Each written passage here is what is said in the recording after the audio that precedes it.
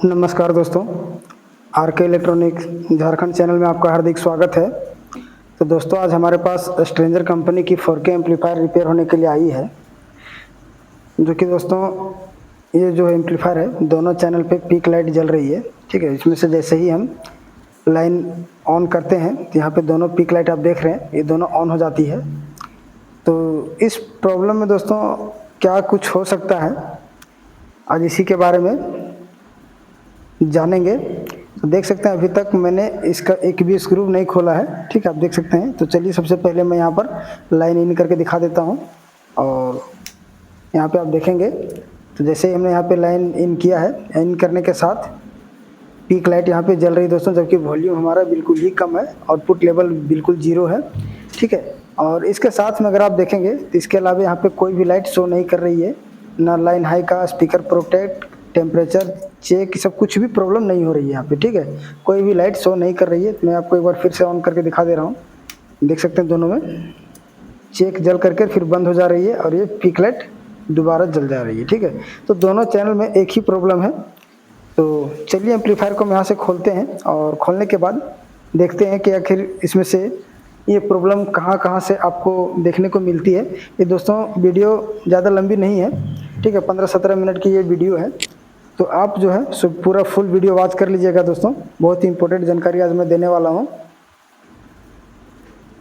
जो कि आपको बहुत हेल्प मिलेगी आपको इस वीडियो से। ठीक है, चलिए कैमरे को दोस्तों हम सेट करेंगे। उससे पहले यहाँ पर जितने भी स्क्रू हैं सब खोल लेते हैं दोस्तों। खोलने के बाद आगे हम दिखाते हैं आपको कि ये प्रॉब्लम हमें कहाँ से फेस करना पड़ता है, और आपको इस कंडीशन में क्या क्या चेक करना होगा। ठीक है, चलिए फटाफट इसे हम खोल लेते हैं। खोलने से पहले दोस्तों आपसे एक ही रिक्वेस्ट है कि अगर आप हमारे चैनल पर पहली बार विजिट किए हैं और अभी तक सब्सक्राइब नहीं किए होंगे तो दोस्तों आप लोग फटाफट सब्सक्राइब कर लीजिए, और साथ में बेल आइकन का बटन जरूर दबाइए दोस्तों, ताकि हमारी और भी आने वाली वीडियो की नोटिफिकेशन आप लोगों तक मिलती रहेगी। तो यहाँ पे देख सकते हैं कैमरा को दोस्तों मैंने सेट कर लिया है, और सेट करने के बाद सारा स्क्रू अभी तक खुला नहीं है। ठीक है, एक तरफ का मैंने खोल लिया है, दूसरी तरफ का भी हम खोलेंगे। चलिए फटाफट इस तरफ भी हम खोल लेते हैं। और वीडियो दोस्तों अगर आप लोगों को अच्छा लगता होगा तो फिर लाइक ज़रूर कर दीजिएगा, क्योंकि दोस्तों ये जो प्रॉब्लम है ना, ये प्रॉब्लम के बारे में एक बार मैंने वीडियो आप लोगों के बीच बनाया भी था, दिखाया भी था इस वीडियो में, मतलब इस प्रॉब्लम के बारे में। तो देखते हैं कि इस जो प्रॉब्लम है सेम वही फॉल्ट है या फिर कुछ और है।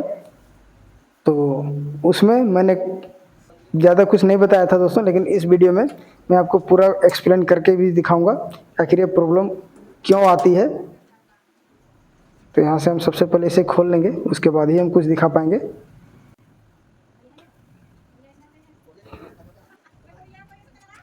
तो दोस्तों इसका सभी स्क्रू मैंने खोल लिया है। ठीक है, खोलने के बाद मैं इसमें देखेंगे अभी, और बिल्कुल नया मशीन है दोस्तों, ज़्यादा दिन हुआ नहीं है। ठीक है, आप देख सकते हैं एक बार भी रिपेयर नहीं हुआ है, ये पहली बार एम्पलीफायर ये खुल रही है।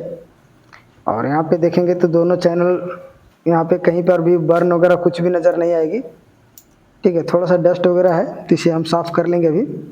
और दोस्तों ये जो फॉल्ट है खास करके मैं उन डीजे वाले भाइयों के लिए बता रहा हूँ जो कि आप लाइव प्रोग्राम कहीं चलाते हैं या फिर कहीं डीजे सेटअप लेकर के जाते हैं, और उस कंडीशन में अगर ये प्रॉब्लम आ जाए तो आप क्या कर सकते हैं उस जगह पर। दोस्तों आपको मैं उसी से मतलब अवगत कराना चाहता हूँ कि अगर इस तरीके का अगर आपको साइड में प्रॉब्लम हो जाए जहाँ पे आप गए हुए हैं, तो फिर आप आसानी से वहाँ पर बिना दिक्कत का ये प्रॉब्लम को सॉल्यूशन कर सकते हैं। ठीक है, ये प्रॉब्लम ज़्यादा कुछ बड़ी नहीं होती है, किसी में हो जाती है दोस्तों, जो कि साइड में रिपेयर करना काफ़ी मुश्किल होता है। ठीक है, तो यहाँ पे हम देखेंगे तो दोनों चैनल दोस्तों हमारा पीक लाइट जो जल रही है, तो दोनों चैनल तो हमारा सबसे पहले ये चीज़ दिमाग में सोच लेना है कि दोनों चैनल हमारी एक साथ ख़राब नहीं हो सकती है। अगर ख़राब होती तो हमारी एक तरफ ये चाहे तो फिर इधर का कोई भी एक चैनल ख़राब हो सकती थी। ठीक है, लेकिन दोनों हमारी पीक लाइट जल रही है। तो सबसे पहले हम दोनों चैनल पे सप्लाई टेस्ट करेंगे। तो एम्पलीफायर को दोस्तों हम यहाँ पर लाइन इनपुट कर दिया है, और इन करने के बाद सबसे पहले हम इसमें सप्लाई टेस्ट करेंगे, जो कि 3 पॉजिटिव सप्लाई होती है और 3 नेगेटिव सप्लाई होती है। मैं आपको यहाँ पे दिखा देता हूँ, जो कि 120 वोल्ट, 80 वोल्ट और 40 वोल्ट, ये 3 तरह की सप्लाई यहाँ पे आनी चाहिए। जो कि 120 वोल्ट वाले में कम से कम 100-110 वोल्ट के पास आनी चाहिए, 100 वोल्ट के आसपास भी आनी चाहिए। 80 वाले में लगभग 70 वोल्ट 65 वोल्ट के आसपास आनी चाहिए, और 40 वाला में दोस्तों लगभग 30-32 वोल्ट के आसपास आना चाहिए कम से कम, ठीक है। तो चलिए यहाँ पे ब्लैक वायर को हमने यहाँ पे ग्राउंड कर लिया है, और मीटर को हमने 200 की रेंज में DC 200 की में सेट करके मैं रखा हूँ। और रेड में दोस्तों मैं यहाँ पे वोल्टेज टेस्ट कर रहा हूँ, तो देख सकते हैं यहाँ पे कोई भी वोल्टेज यहाँ पर नहीं आ रही है, ठीक है। यहाँ पर अगर आप ये देखेंगे तो कोई भी वोल्टेज यहाँ पे नहीं मिल रही है, देख सकते हैं। तो तीनों में मैं यहाँ पर टेस्ट कर रहा हूँ दोस्तों, किसी में सप्लाई नहीं आ रही है यहाँ पे, ठीक है। उसके बाद अगर ये दोस्तों सप्लाई नहीं आने का दोस्तों एक मेन रीज़न और भी होता है, मैं बताऊँगा भी। और दूसरे चैनल पे भी अगर आप देखेंगे तो यहाँ पर भी कोई भी सप्लाई नहीं आ रही है, ठीक है, कोई भी सप्लाई है ही नहीं। तो दोस्तों सबसे पहले ये सप्लाई नहीं आने का 2 कारण हो सकता है। तो दोस्तों इसका पावर सेक्शन का जो हमारी दोनों मॉड्यूल का जो यहाँ पर बना हुआ है दोस्तों ऑडियो सेक्शन, और ये हमारी पावर सेक्शन है इसके नीचे फिल्टर के कैपेसिटर के पास। तो यहाँ पर फिजिबल रेजिस्टेंस लगे होते हैं, अगर ये रेजिस्टेंस कट जाए यहाँ पर, ये जो देख रहे हैं यहाँ पर 6 रेजिस्टेंस हमारी इधर होती है और 6 रेजिस्टेंस इधर होती है। तो दोनों तरफ का रेजिस्टेंस दोस्तों, एक चीज़ और यहाँ पर गौर करने वाली बात है कि दोनों तरफ का सभी रेजिस्टेंस दोस्तों एक बार नहीं कट सकती है, कभी भी आप ये ध्यान रख लीजिएगा। तो यहाँ पर ये पावर ट्रांसफार्मर देख सकते हैं दोस्तों, पावर ट्रांसफार्मर में अगर लाइन ना जाए ये भी एक कारण बन सकता है। दूसरा में दोस्तों इसका जो ब्रिज रेक्टिफायर है ये भी ख़राब हो सकता है। उसके बाद यहाँ पर जो मॉसफेट लगा हुआ है दोस्तों, सबसे पहला मॉसफेट को टेस्ट कर लेंगे, जो कि 1407 का यहाँ पर मॉसफेट लगा हुआ है।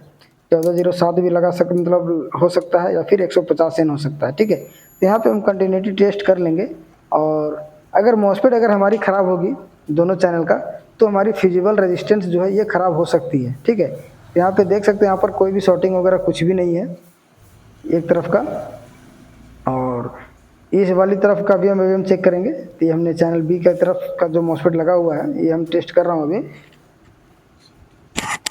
उसके बाद इधर का भी अगर हम टेस्ट करते हैं तो इधर भी हमारी कोई भी शॉर्टिंग नहीं दिखा रही है, ठीक है। तो कहीं ना कहीं दोनों मॉड्यूल जो हमारा है बिल्कुल ओके है। और इसके बाद भी हमारी जो पीक लाइट जल रही है, तो सबसे पहले हम करेंगे क्या कि अगर आपको टेस्ट करना ही है तो फिर इसका पावर सेक्शन हम टेस्ट कर लेंगे एक बार। इसका जो फिजिबल रेजिस्टेंस लगा हुआ है दोस्तों, कहीं रेजिस्टेंस तो कटा तो नहीं है, लेकिन फिर भी हम एक बार कन्फर्म कर लेंगे। लेकिन एक चीज़ और है कि सभी रेजिस्टेंस एक साथ नहीं कट सकती है, लेकिन फिर भी हम आपको दिखाने के लिए मैं यहाँ पर ये भी ट्राई करके हम दिखा देता हूँ आपको, ठीक है। चलिए इसे फटाफट खोल लेते हैं और देखते हैं कि आखिर प्रॉब्लम हमारी कहाँ से है। तो जब तक हमारी ऑडियो सेक्शन में सप्लाई नहीं जाएगी तब तक दोस्तों हमारी पीक लाइट की समस्या बनी रहेगी, ठीक है। और जो हमारा मेन डिस्प्ले में दोस्तों इसका जो फ्रंट में है जो पीक लाइट जल रही थी उसकी सप्लाई दोस्तों, उसके लिए एक अलग से ट्रांसफार्मर लगाया गया है, जिसके कारण से वहाँ पर सप्लाई जा रही थी, ठीक है। और यहाँ पर पावर सेक्शन का 4 स्क्रू हमने बाहर निकाल लिया है, और बाहर निकालने के बाद आधा घंटा 1 घंटा चलता है। ये सेक्शन को हम बाहर करेंगे, ठीक है। इसमें 2 कनेक्टर लगे हुए हैं, कनेक्टर बाहर निकालने के बाद आसानी से मैं आपको फिजिबल रेजिस्टेंस जो यहाँ पर लगा हुआ है 6 पीस, उसे भी हम दिखाऊंगा अभी, ठीक है। इसे कंटिन्यूटी टेस्ट कर लेंगे। किसी किसी में दोस्तों ख़राब हो जाती है, लेकिन हमेशा इतना रेजिस्टेंस नहीं कटती है, किसी किसी में कट भी जाती है। मैं आपको यहाँ पे दिखा रहा हूँ अभी इसमें क्या प्रॉब्लम है। कोई भी एम्पलीफायर हो दोस्तों, जब कंपनी बनाती है तो उसके लिए एक सुरक्षा कवच भी बना के भेजती है, जो कि मैं आपको बताऊंगा वो सुरक्षा कवच क्या है, ठीक है, एम्पलीफायर के हिसाब से। तो यहाँ पे देख सकते हैं ये वाइट कलर का ये हमारे सभी रेजिस्टेंस लगे हुए हैं, जो कि एक तरह का फ्यूज का काम करता है, ठीक है। इसका जो ड्राइवर सेक्शन में इसका मॉसफेट या फिर 1943-5200 कोई भी ट्रांजिस्टर अगर ख़राब हो जाए, शॉर्ट हो जाए, तो ये रेजिस्टेंस ये फ्यूज़ सबसे पहले उड़ जाती है, ठीक है। और जब ये फ्यूज़ उड़ेगी तो फिर हमारी पावर सेक्शन में सप्लाई नहीं बनने मतलब जाएगी ही नहीं, और उस कंडीशन में पीक लाइट मतलब जलने लगेगी, ठीक है। तो सबसे पहले हम यहाँ पर रेजिस्टेंस चेक कर लेते हैं, जो कि कंटिन्यूटी मोड में आपको चेक करना है। इसमें बीप की आवाज़ आपको सुनाई देगी, ठीक है। तो यहाँ पर ये हमारी ठीक है, और एक दोस्तों हमारी नेगेटिव होती है, एक पॉजिटिव होती है, एक नेगेटिव होती है, एक पॉजिटिव होती है, उस तरह से यहाँ पर फ्यूज़ लगा हुआ है, ठीक है। तो सभी रेजिस्टेंस यहाँ पर सभी फ्यूज़ जो है बिल्कुल सही दिखा रही है। चलिए इसे भी हम देख लेते हैं। ये भी ठीक है। इसके बाद लगभग दोस्तों यहाँ पर लगभग फ्यूज जो है ना हमारा बिल्कुल ओके है, ठीक है।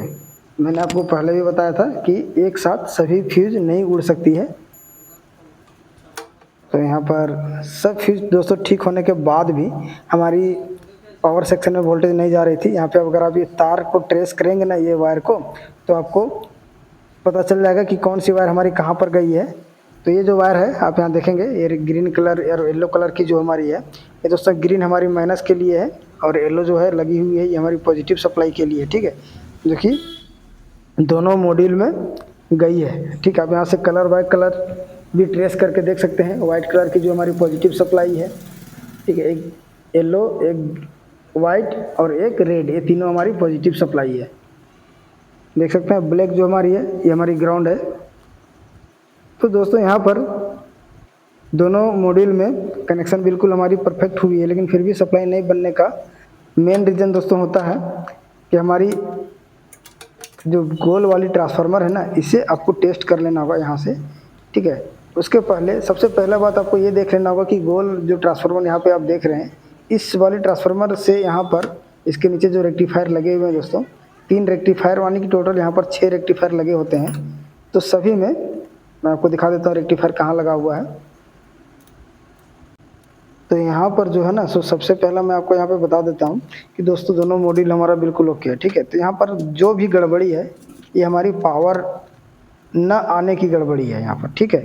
तो पावर दोस्तों आपको चेक कहाँ से करना होगा, सबसे पहले आपको ट्रांसफार्मर में इनपुट करंट चेक कर लेना होगा, जो कि हमारी इनपुट करंट कहाँ से आ रही है ये आपको ट्रेस कर लेना होगा। या फिर अगर आपका रेक्टिफायर अगर ख़राब हो जाए तो भी हमारी पावर आउटपुट नहीं मिलेगी, जो कि आप फ्यूज वाली जो रेजिस्टेंस में आपको दिखा रहा था।